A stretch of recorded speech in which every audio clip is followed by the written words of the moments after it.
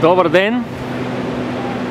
На 11 октомври в петък, 11 без 10, решихме да ходим на плаж на Дейтона Бич. Всъщност, ние сме на плажа. Калянчо, не е на улицата, ела тука!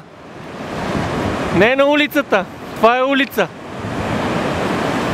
Както виждате, в Дейтона всичко е позволено, включително и каране по плажа.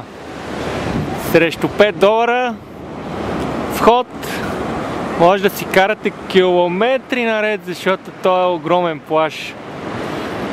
Над 15-20 км и по-голямата му част е обособена. От горната страна, от към хотелите, има малко за лежане, по средата има улица за каране и после пак може да си лежите, да си играете, да се къпете и всякакви такива екстри. Калянчо, хубаво ли е тук, бе? На Дейтона Бич. Ето, както виждате, децата вече са разпънали сергиите, роват в пясъка, карат, чавките се радват. Сега ще видим и морето дали е студено, т.е. океана. Долу в Майами беше топла водичката, обаче тук